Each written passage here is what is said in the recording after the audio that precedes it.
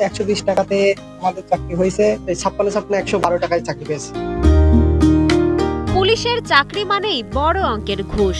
এই প্রচলিত ধারণা ভেঙে দিয়ে নজির গড়ল বাংলাদেশ পুলিশ।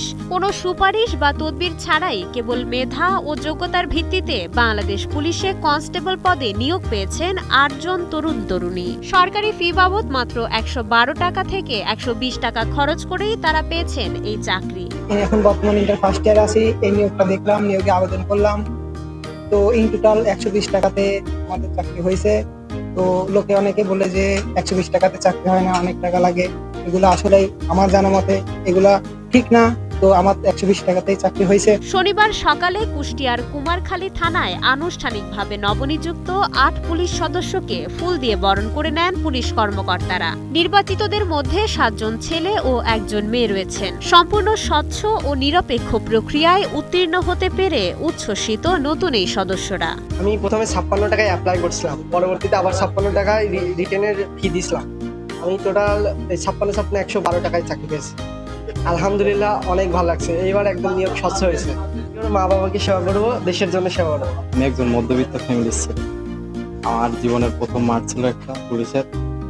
আল্লাহর রহমতে আমার প্রথম মাঠেই চাকরি হয়ে গেছে। আর এখানে থানায় এসেছিলাম, যারা স্যাররা ছিল তাদের ব্যবহার অনেক ভালো ছিল। থেকে বড় কথা হলো এই চাকরিটা পেয়ে আমার থেকে আমার বাবা মা বেশি খুশি হয়েছে। সদ্য নিয়োগপ্রাপ্ত এই সদস্যদের কাছে দেশ ও দেশের মানুষ কি চায়, কিভাবে কি করবে না করবে, এই ব্যাপারে তাদেরকে পরামর্শ দিলেন কুমারখালী পুলিশ পরিদর্শক নিজেই। নতুন পুলিশে যোগদান করছে, তাদের প্রাথমিক স্টেজ, অনেকটা স্টেজ পার করে তারা আজকে তাদের একটা নিয়োগপত্র দেওয়া হলো। তারা ট্রেনিং সেন্টারে 6 মাসের ট্রেনিংয়ে যাবে অংশগ্রহণ করার জন্য।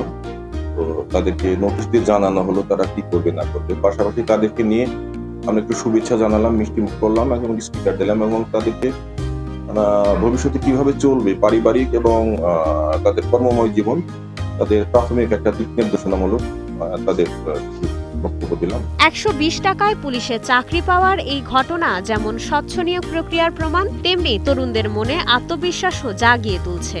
এই তরুণ তরুণীরা তাদের সততা ও মেধার মাধ্যমে দেশ ও পুলিশের মুখ উজ্জ্বল করবে, এমনটাই প্রত্যাশা স্থানীয়দের। ডেস্ক রিপোর্ট, সময়ের আলো।